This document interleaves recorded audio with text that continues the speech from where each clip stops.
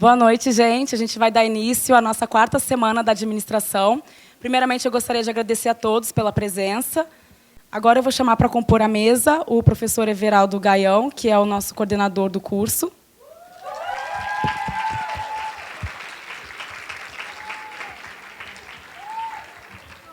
A professora Maria de Fátima, que está na organização com a gente já há 2 anos.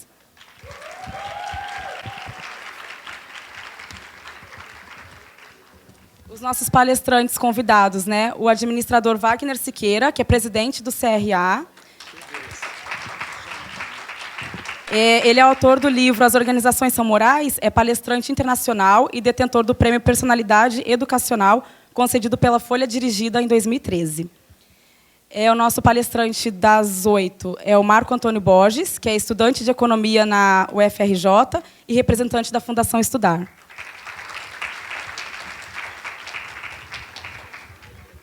O administrador Rodolfo Peixoto, e o representante, que é representante da Casa do Administrador. Isso.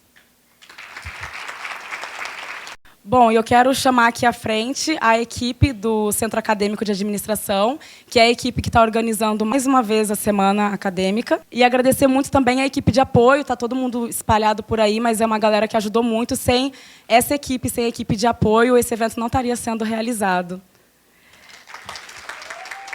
Bom, a primeira palestra vai ser do administrador Wagner Siqueira, que é Inovação Organizacional. Muito boa noite a todos, é uma satisfação enorme estar aqui. Sei que me dirijo a um grupo de elite, estudante da Universidade Federal Rural, aqui de Três Rios.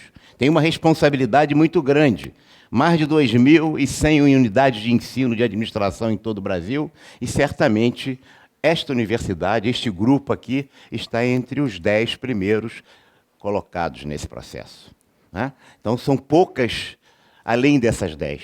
Então, um grupo de elite que tem uma responsabilidade de levar a nossa tocha, a nossa bandeira, o nosso guardião da formação profissional da administração.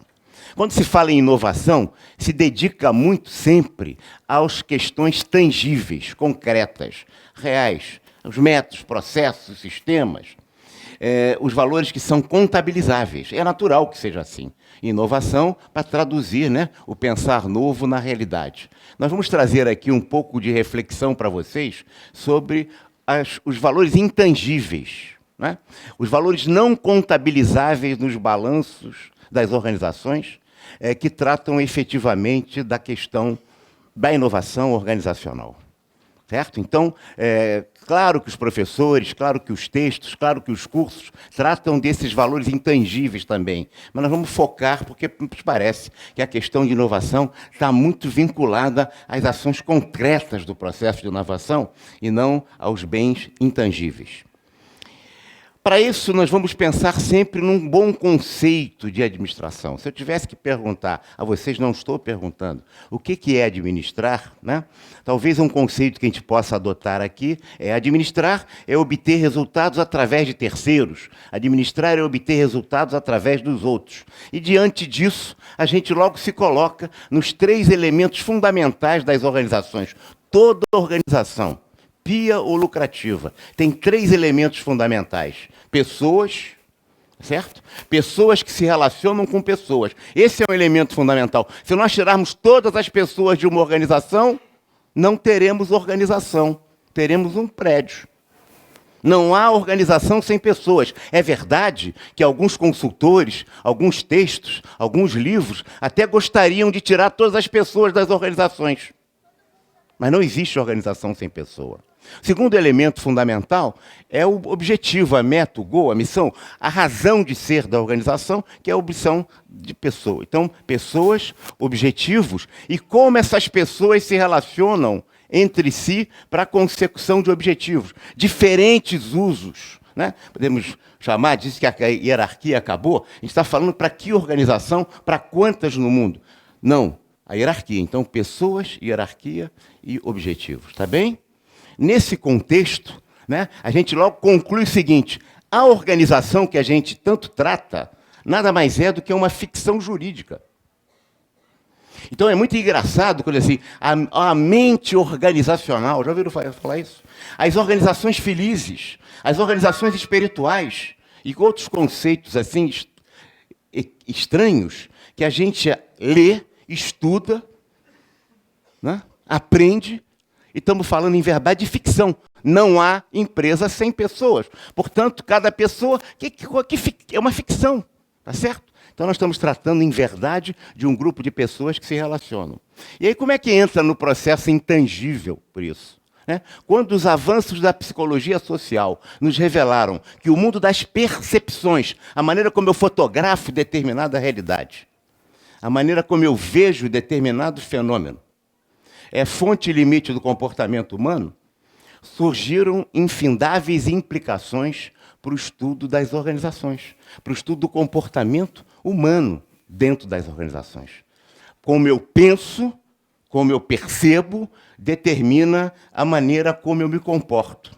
O processo do condicionamento do comportamento humano nas organizações. O comportamento é efeito, é a parte explícita de formulações muito mais profundas das pessoas que integram a organização. Se quiserem chamar isso de organização, podem chamar também, que são as interações das pessoas dentro da organização. Vamos pensar isso aqui como se fosse um iceberg. Ou esse iceberg, em vez de estar em pé assim, está viradinho assim. Essa parte do comportamento é a expressão do iceberg acima do nível d'água.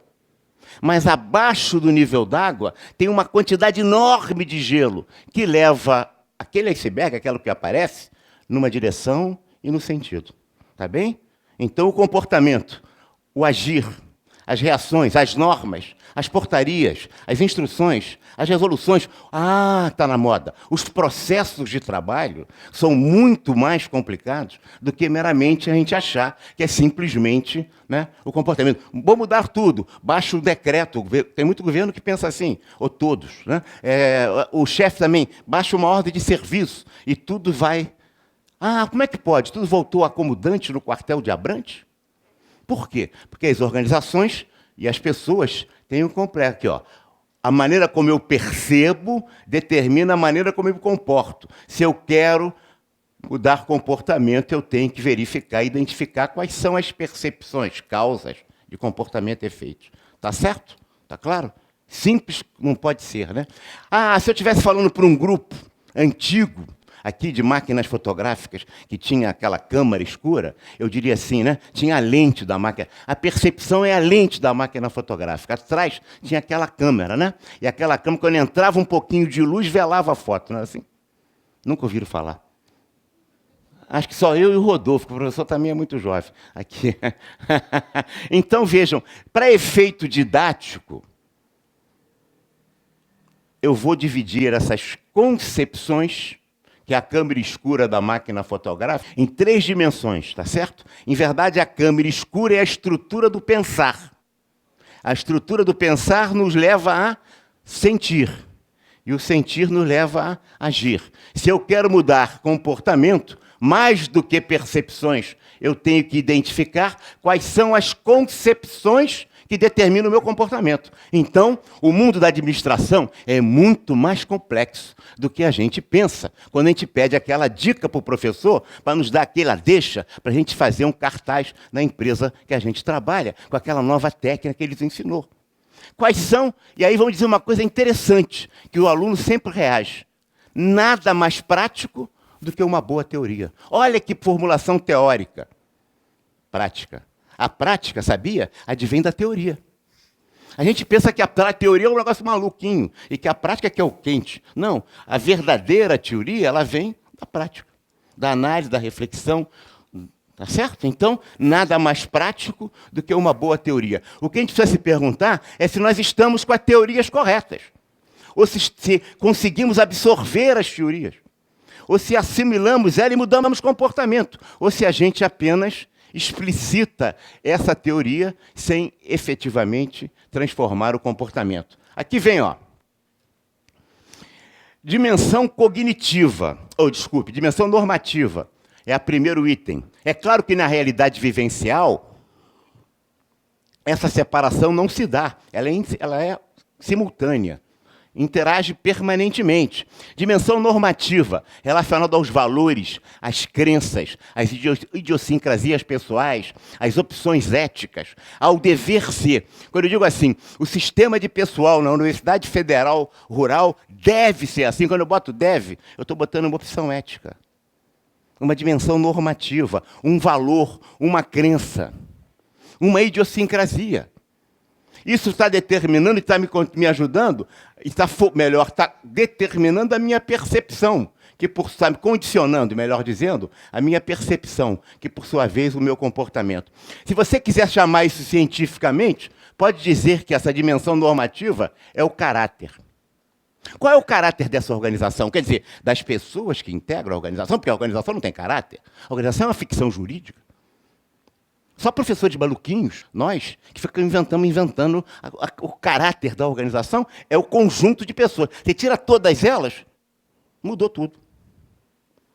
Não é? Se ela fizesse caráter, tirava as pessoas, continuava o caráter. Bom, e aí, ó, se você quiser chamar isso vulgarmente, pode chamar de mentalidade. Qual é a mentalidade prevalecente nesta organização? Qual é o caráter dela? Isso está determinando a maneira como eu percebo e está determinando a maneira como eu me comporto. Se eu quero mudar comportamento, eu tenho que identificar, portanto, as teorias, os valores, os conceitos, as crenças, as idiosincrasias que prevalecem nas organizações, que são dominantes ou que são de cada um, dependendo do foco do meu processo de mudança. É o indivíduo, é a díade, quer dizer, a dupla, é a equipe como um todo, é o grupo, é a interação intergrupos ou é a organização como um todo? Qual é o meu objeto de análise? Por outro lado, tem a segunda dimensão aqui, ó, dimensão cognitiva, relacionada aos conhecimentos, às informações, ao know-how, à competência, aquilo que o indivíduo sabe. Uma coisa é o que ele faz, outra coisa é o que ele sabe.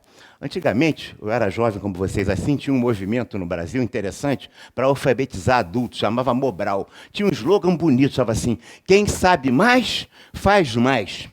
Era o slogan do Mobral. Meus amigos, nas organizações, as pessoas não valem pelo que sabem, mas pelo que fazem com o que sabem. Tem muito jogador de futebol, de sapatinho alto, não é verdade? De todos os clubes aí, né? Querido torcedor do Flamengo, que o camarada não joga, pô, mas o cara ganha uma grana. Tem lá um tal de Guerreiro meio assim, hoje lá, né? Não é verdade? O cara ganha 1 milhão de... Não adianta ele ter muita competência se o resultado dele, ó, o comportamento. Competência, aqui é dimensão normativa, caráter, mentalidade. Dimensão cognitiva, capacidade, competência. Ah, ele é engenheiro nuclear, aquele ali é contínuo. Ah, então a gente tem que avaliar melhor ele, porque ele é engenheiro, ele é mais preparado, o outro. Não, ele é engenheiro como engenheiro, ele tem que ser avaliado. E o contínuo como contínuo. Não é porque a pessoa tem muita cultura que ele necessariamente é melhor que o outro. Depende do que ele faz. Tem pessoas que são especialistas em botar o paletó na cadeira. Ou não é? Aquele que diz assim, eu nunca me arrependi daquilo que não disse. E não faz muito pouco, mas tem prestígio fora. Mas trabalha dentro da organização? A outra dimensão é a dimensão volitiva, relacionada à vontade, aos desejos, às aspirações. Às vezes o indivíduo sabe fazer, tem mentalidade e não quer fazer. Ele que gosta de futebol, sabe assim, o treinador perdeu o vestiário, não é isso? O que é isso? É os jogadores que querem derrubar o técnico e acabam derrubando. Todo mundo sabe jogar, podia jogar melhor e está todo mundo na... Né? Então, é a dimensão da vontade. Quando você junta competência com vontade, com mentalidade, isso vai dar percepção, sentir, agir. Isso aqui são os conceitos. Quais são as teorias que prevalecem no ambiente organizacional que eu atuo? Senão eu não vou conseguir inovação coisa nenhuma. Eu vou ficar frustrado porque aquela ideia genial que eu tive para criar a minha startup não funcionou. Ah, o professor não ensinou uma técnica legal. E eu cheguei na organização, na minha empresa que eu trabalho, com aquela técnica que ele me ensinou, e vou trazer aquela obra-prima que o professor me ensinou. Mas o professor me disse que a gente tem que ter estratégia, tem que se antecipar às reações que os outros vão ter em função das ideias que eu vou trazer. E a gente acha que a gente tem a solução. A solução é o remédio. O remédio, às vezes, é uma questão de dose, vira veneno. Meus amigos, se as organizações tivessem doenças, era fácil. Problema A, solução A linha. Chamava os melhores professores da Universidade Federal Rural, colocava dele num seminário, problema A, solução A linha. Problema B, solução B linha. Problema C, Z, solução Z linha. Botava tudo no computador e mandava o computador dirigir a empresa. Quando a empresa quebrasse, demite o computador. Não é verdade? Mas não é assim. Se tivesse solução, quando a gente pede uma dica para o professor, uma deixa, a gente está pedindo alguma coisa que não é assim. Se as organizações fossem lógicas, seriam assim. As organizações não são lógicas como os computadores. Elas têm lógica, mas elas não são lógicas como os computadores. As organizações são psicológicas. Elas têm lógica, mas elas também têm, principalmente o psicológico. É a luta pelo poder, é a questão da inveja, é a questão da insegurança. Os dramas humanos todos se batem numa organização, como se batem na nossa igreja, na reunião da congregação, como se bate na assembleia de condomínio, mais, menos. A natureza do homem é isso. Não há organização sem pessoas.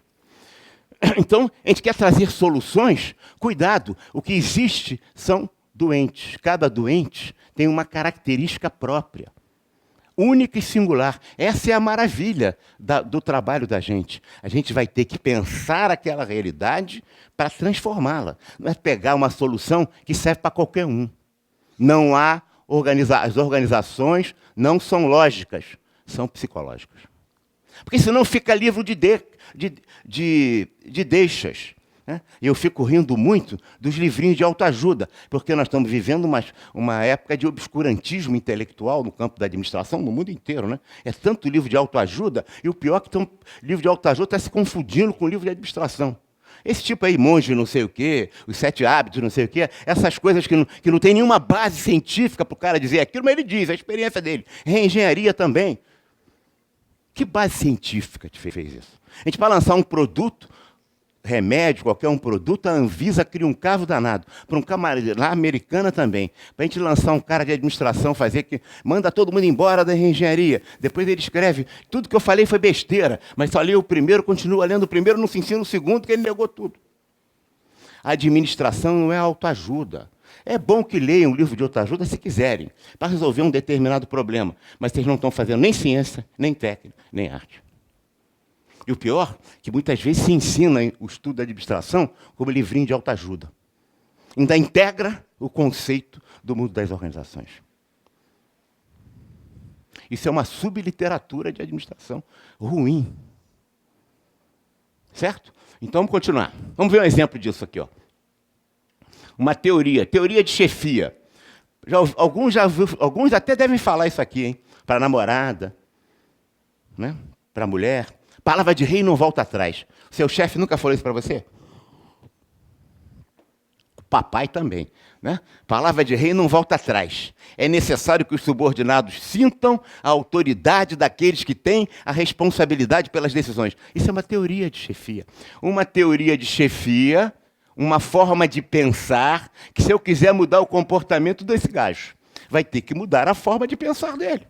Porque senão ele pode ser que aprenda muitas coisas na dimensão de conhecimento, das novas formas de teoria e técnica de chefia, mas se ele não tiver valores, se ele não incorporar isso como mentalidade, como caráter, se ele não incorporar isso como necessidade, ele não vai se comportar assim. Como é que esse cara vai dar uma decisão que não está dando certo? Ele vai dizer assim, veja bem, estamos falando com o par do iceberg dentro d'água, né? Não está aparecendo. O que será pior, hein? Eu manter a posição assumida ou demonstrar fraqueza e recuar? E ele fica numa angústia danada. Aí ele pega um processo, aquele novo aplicativo que dá árvore de decisões e decide. Ele vai dizer altamente provável. Não digo que seja fatal, mas é altamente provável que ele diga assim, agora não tem mais jeito. Decidi, está decidido, aconteça o que acontecer. Por quê? Porque palavra de rei não volta atrás. A teoria determina a minha prática. Você já sabe qual é a tua teoria? Cada um tem uma teoria. Esse é um dos equívocos de todo mundo achar que administrar é bom senso. E o bom senso, entre 10 pessoas, são coisas tão distintas e enlouquecidas, cada um tem uma. Se a gente achar que isso é bom senso, a gente não está fazendo ciência, não está fazendo arte. Vamos escrever os livrinhos para ajuda e arrumar uma grana também, enganando uma opção de otário. Tá certo? É isso mesmo. E os otários somos nós que estamos comprando esse livro para ler. Se você tem um probleminha, vai ler lá direitinho. Né? Vamos continuar. A gente vai ver um desenho animado meio ruinzinho, prometo que numa outra oportunidade vou mudar o filme. É um desenho animado de menos de 5 minutos, de um filme húngaro, de 1956. Eu gosto de trazer as coisas velhas, estava falando com elas aqui. Uma das coisas que a gente tem que ler, sei que a professora é brilhante professora de teoria geral da administração, já soube como é que a fofoca corre, né, professora? E a gente tem que ler os livros todos que a professora nos indica. Mas um dos livros que elas indicam é aqueles clássicos que a gente não leu. Tem que ler os clássicos, né? Porque os clássicos têm um pensamento central das doutrinas de administração. A gente fala mal do Ford, nunca leu os livros do Ford. Estava dizendo, o livro do Ford tem a melhor tradução que se pode ter em português. Sabe por quê? Sabe quem é o tradutor? Monteiro Lobato. É melhor do que escrito da versão original em inglês. Mas vamos lá. Esse filme é um filme destinado a estimular a discussão sobre o papel do indivíduo inovador em relação com sua comunidade. Esse filme descreve como alguém é inspirado a fazer algo diferente do resto de seus companheiros. Embora seja ridicularizada inicialmente, a nova ideia é comprovadamente bem-sucedida, dando aos mais céticos a coragem necessária para tentarem também utilizá-lo. Quando a pessoa ousa ser inovadora, é o começo do processo de mudança. Estamos falando de coisas intangíveis, portanto, que não são computadas nos balanços das organizações, mas que são as coisas decisivas. Porque as coisas computáveis são mutáveis. E essa é que muda todas elas. Ok? Vamos ver o filminho lá.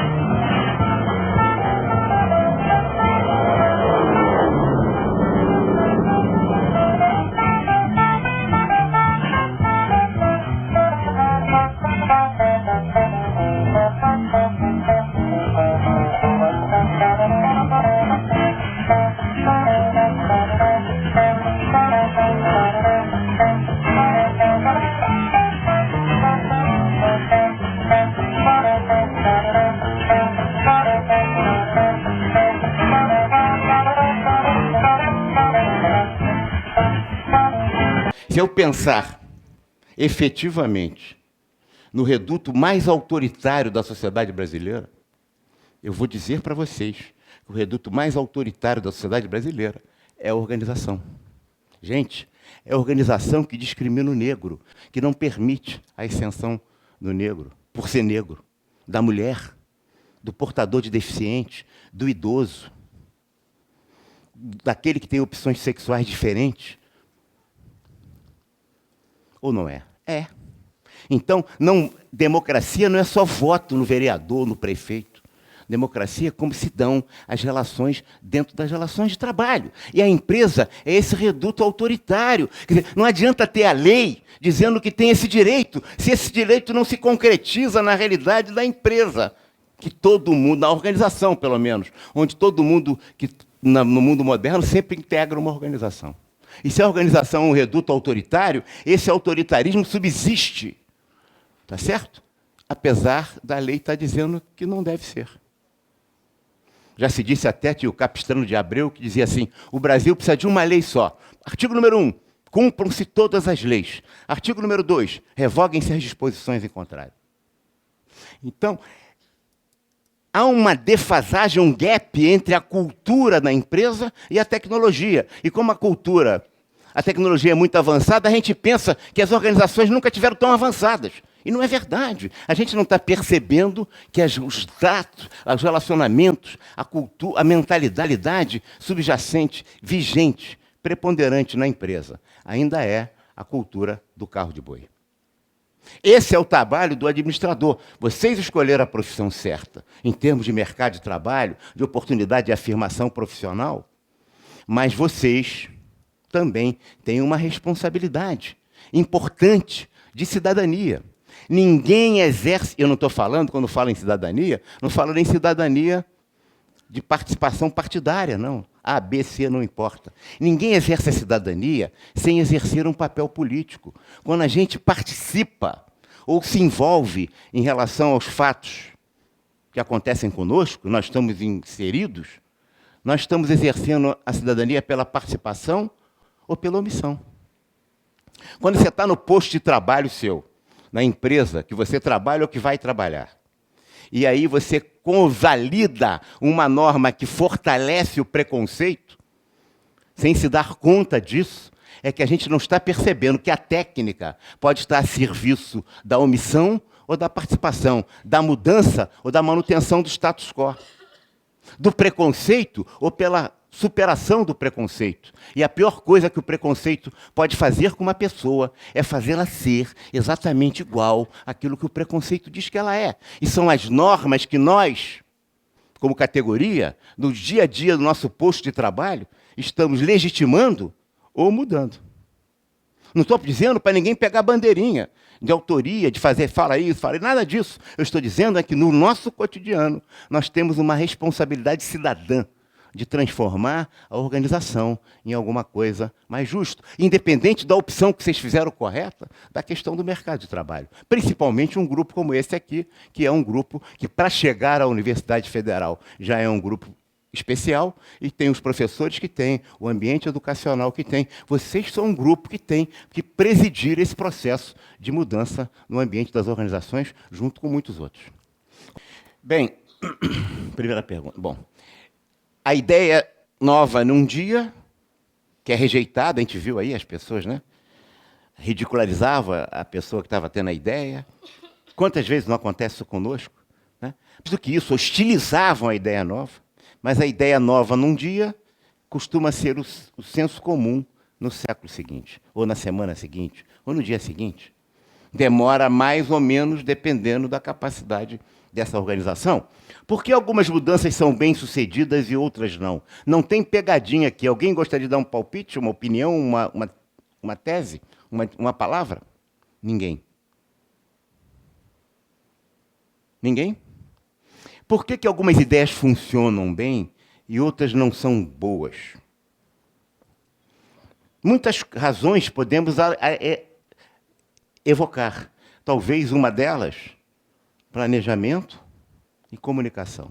Se a gente olhar os grandes problemas das organizações em geral, e da implementação de projetos de mudança, de ideias, de inovação, é planejamento e comunicação. Não basta ter uma ideia boa, é preciso transformá-la em realidade. Não é porque uma ideia é boa que ela vai ser aceita porque ela é boa. Lembrem, as organizações não são lógicas, são psicológicas.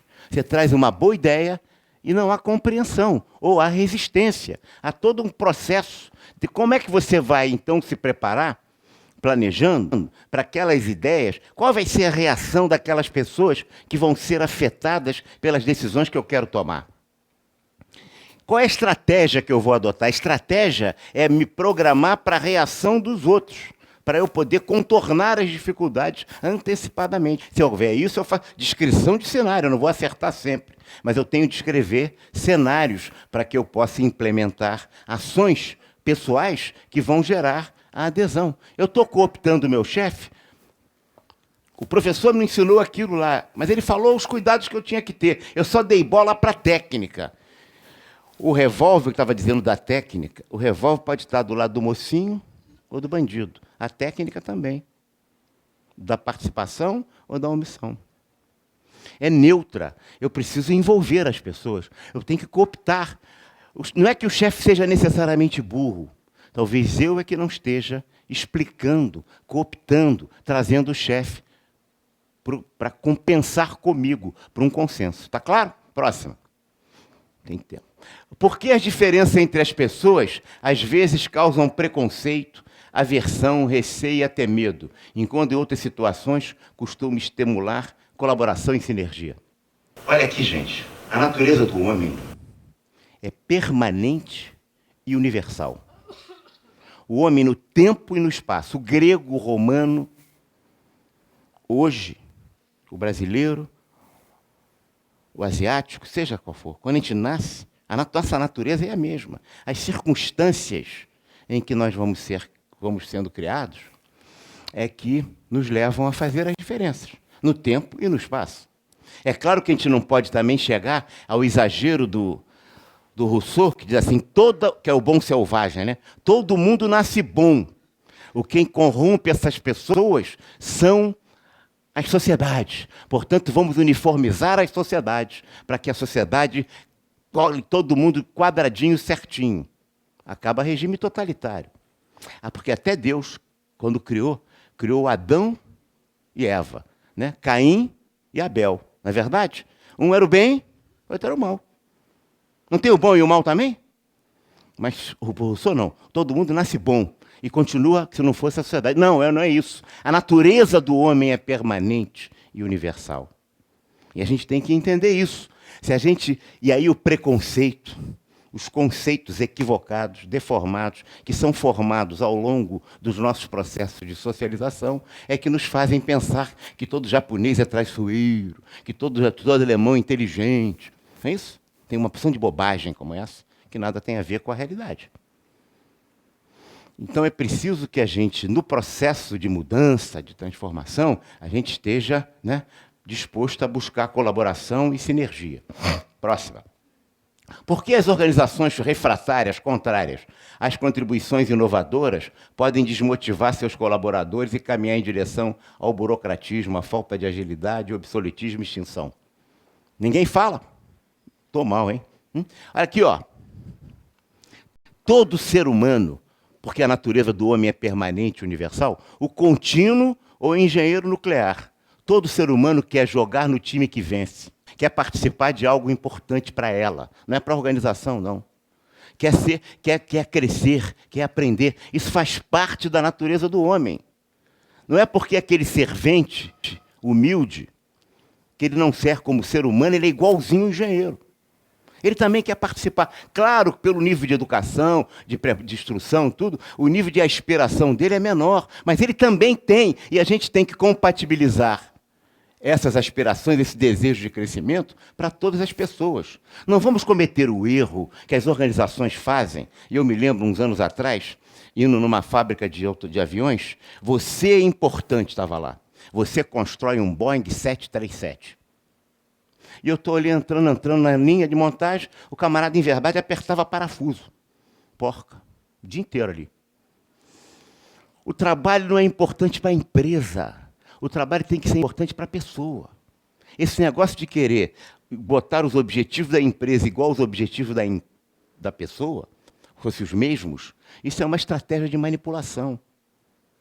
Porque cada um de nós aqui, gente, somos completamente diferentes. Temos necessidades, aspirações, desejos distintos.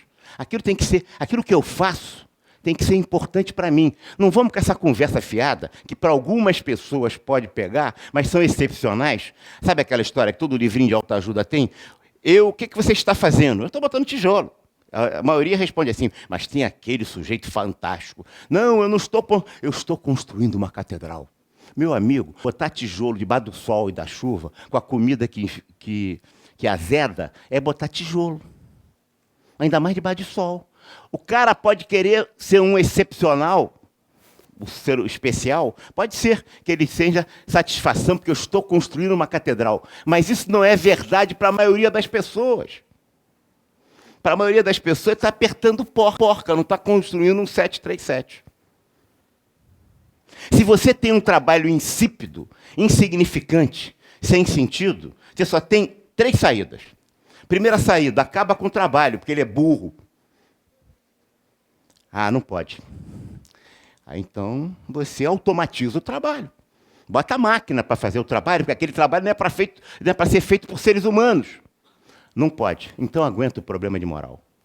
Você vai ter pessoas insatisfeitas, querendo mais, para poder fazer aquele trabalho. Idiota, burro, sem sentido. Para poder ter mais dinheiro, para fazer fora do trabalho, aquilo que ele não consegue se realizar no trabalho. Não é para a empresa, é para si. Então, o desafio que se coloca para nós, administradores, é completamente distinto. Qual é o trabalho que o meu subordinado faz? Ela, se for minha subordinada, é o diferente dela, que é diferente dela, que é diferente dela. E cada um tem um tipo de aspirações. O que eu vou ter? Ajustar. E aí, o sentido de progresso. O que motiva é o próprio trabalho. Meu amigo, não há comida que me leve a querer deixar de comer. Eu como hoje. Se eu comer bastante hoje, se eu ficar uns dias sem comer, eu vou estar varado de fome. E volto ao ponto zero. Eu tenho um aumento de salário hoje, eu quero ter outro amanhã. Eu tenho um aumento do ticket de refeição, eu quero ter outro amanhã. E assim sempre será. O ser humano sempre voltará ao ponto zero.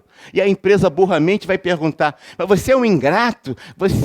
Eu te fizemos isso, você fez. E a empresa vai perguntar, o que você tem feito por mim ultimamente, hein? Ultimamente é ontem. Tá? Então, a gente tem que entender isso.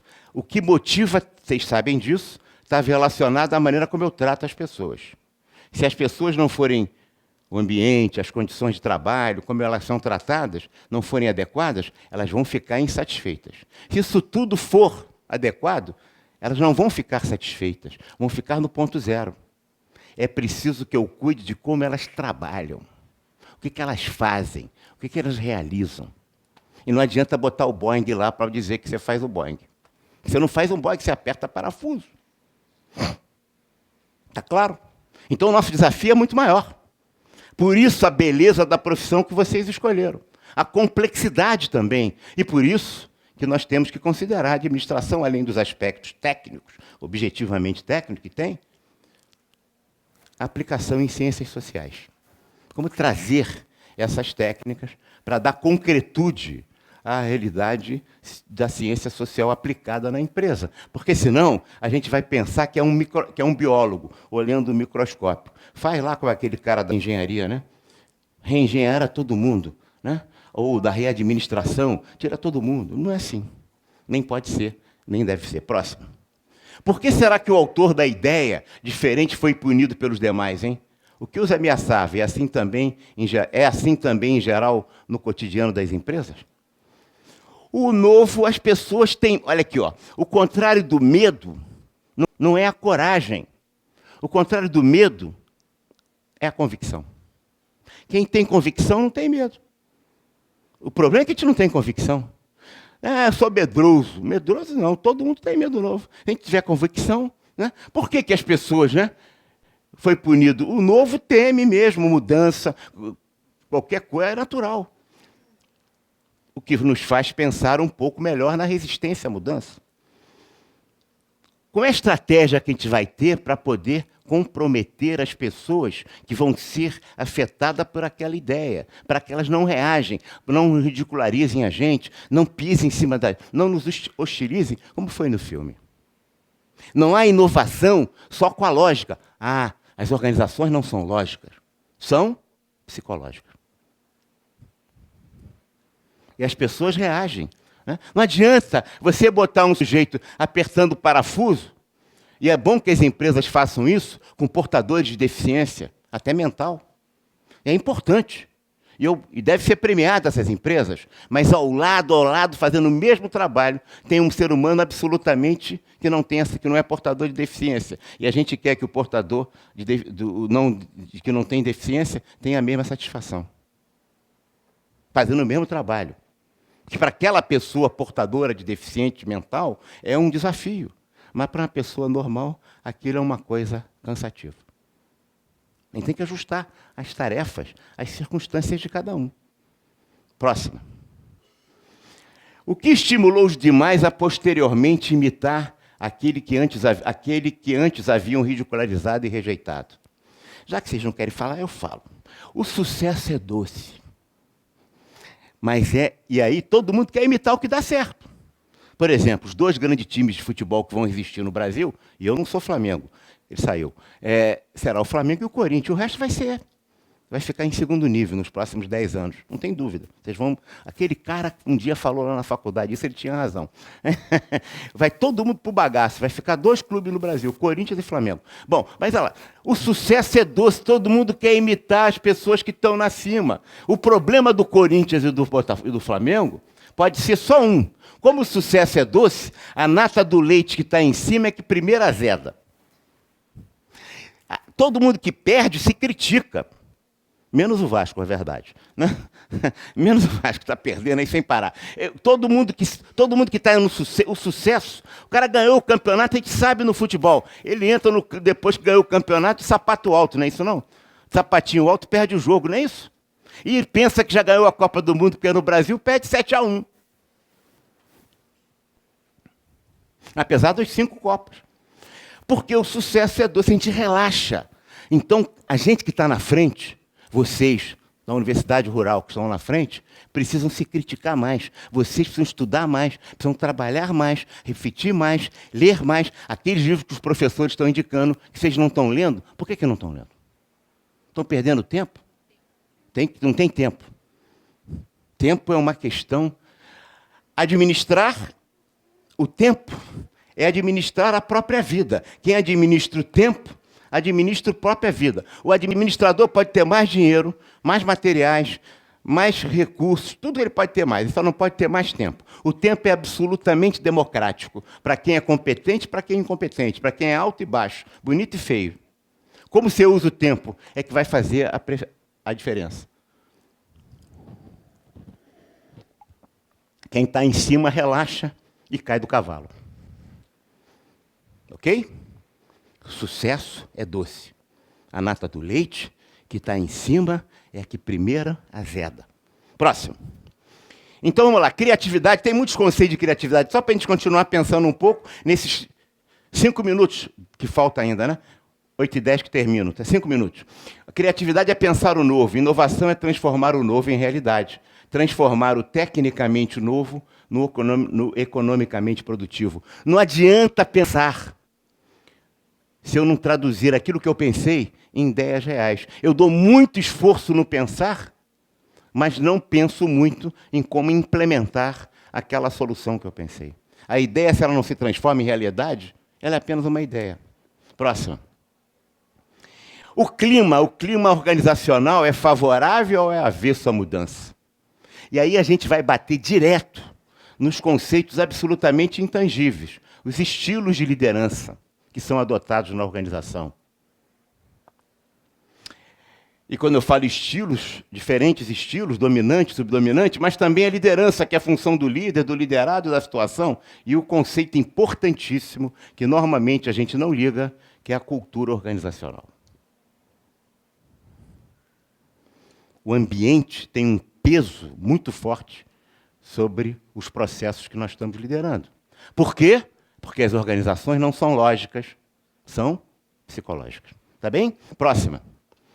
A cultura, a chave não se situa apenas no nível individual, mas o indivíduo como pessoa também, na pessoa como profissional, no profissional como gerente e no desenvolvimento de todo da organização, porque também há o custo-benefício que a gente sempre analisa, mas eu vou enfatizar aqui também o custo-malefício, porque tem programas de desenvolvimento que deve ser avaliado mais pelo custo-malefício do que um custo-benefício. Eu me lembro, quando eu estava começando ainda como estagiário numa empresa importante, e naquela época tinha muito preconceito.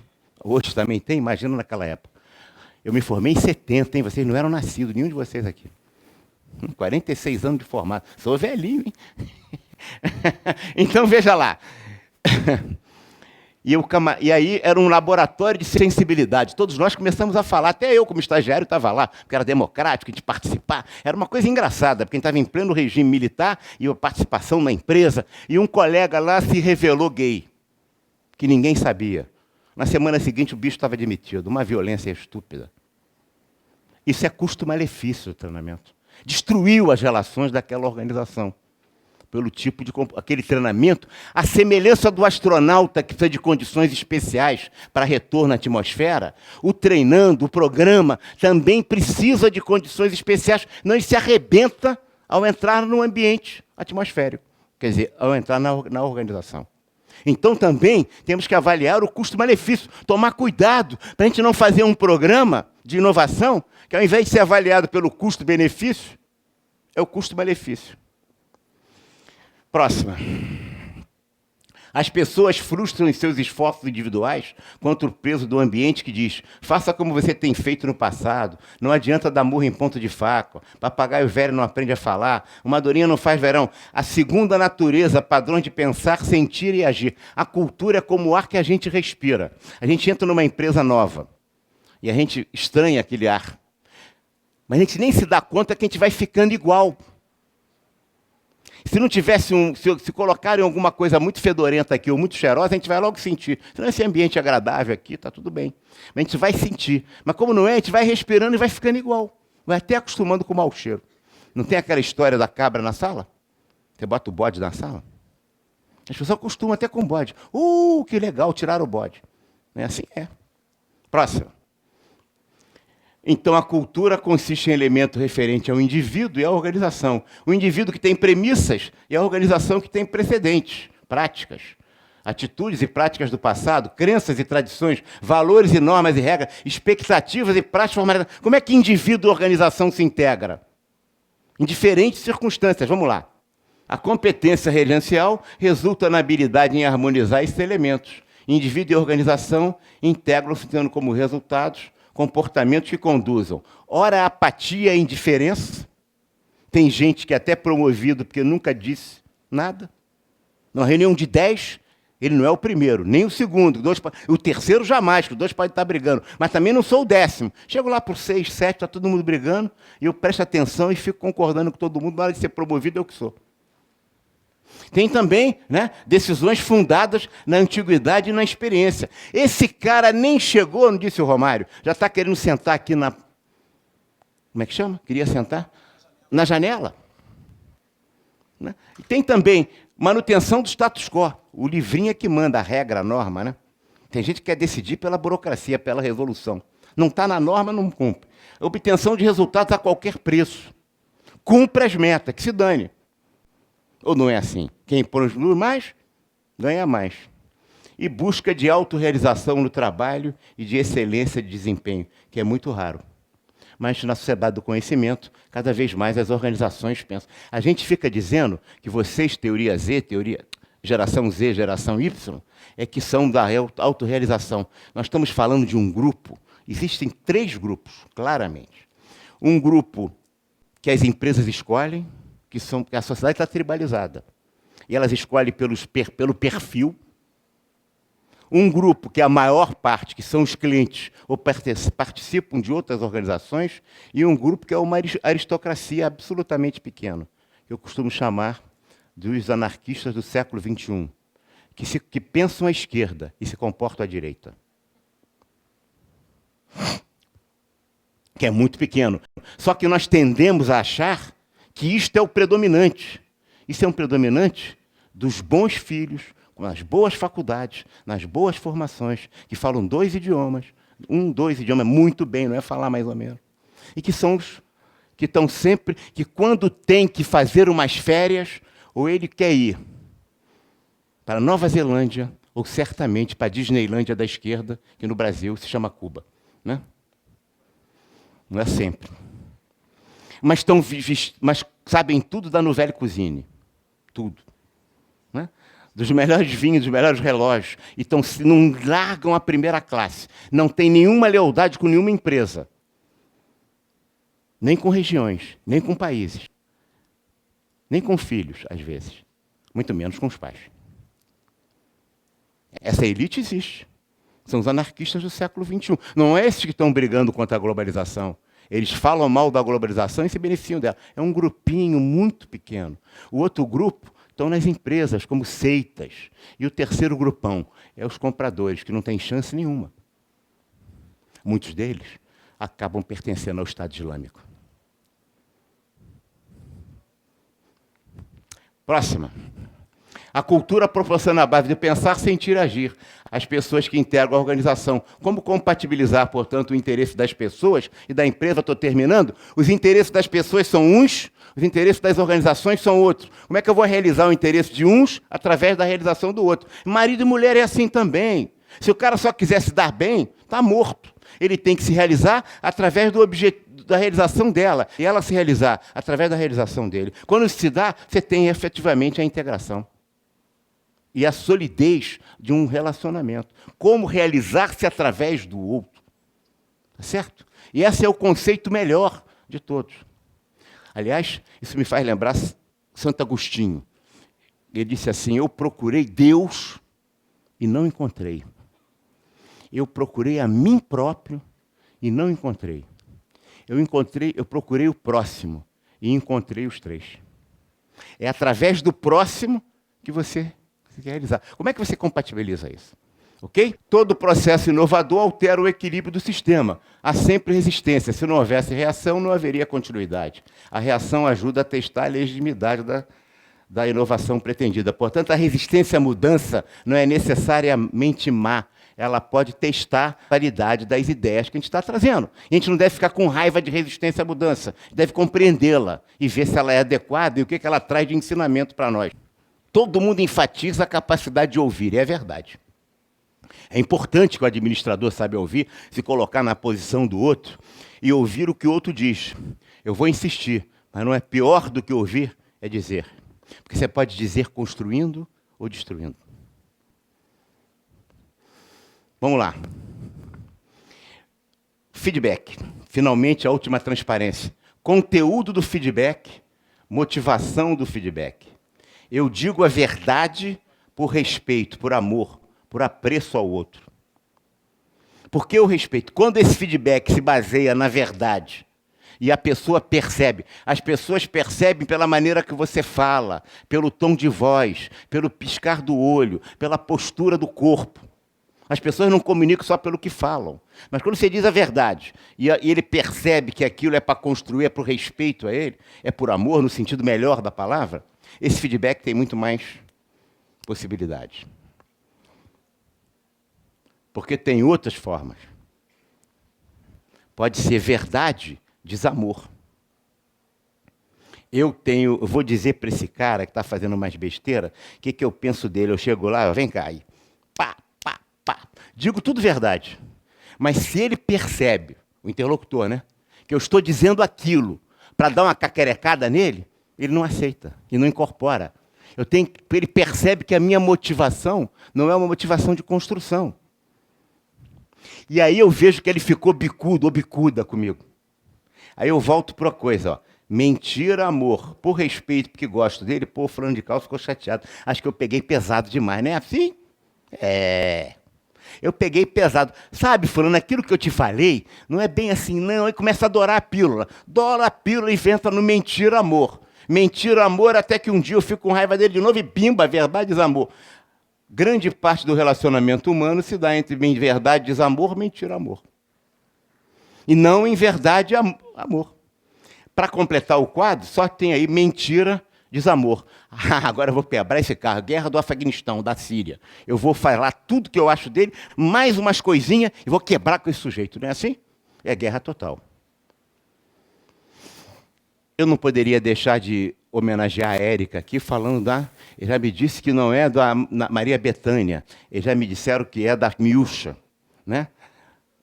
E ao agradecer a atenção de vocês e passar do tempo. Mas é preciso que a gente se coloque na posição do outro. E veja como o outro vê, não como nós veríamos se estivéssemos na posição do outro. Se eu sou chefe e me coloco na posição, eu estou vendo como chefe, não como subordinado. Se eu sou professor, eu não me colocar na posição do aluno, eu estou vendo como professor na posição do aluno, mas não como aluno vê. Eu tenho que me colocar na posição do outro. Diz a Maria Bethânia que ele diz que não é ela não é a Miúcha. Fica para as duas merecem. Eu arrancarei os teus olhos, e tu arrancarás os olhos meus. E eu colocarei os meus olhos no lugar dos olhos teus, e tu colocarás os teus olhos no lugar dos olhos meus. E eu passarei a ver pelos teus olhos, e tu passarás a ver pelos olhos meus. Ok? Muito obrigado.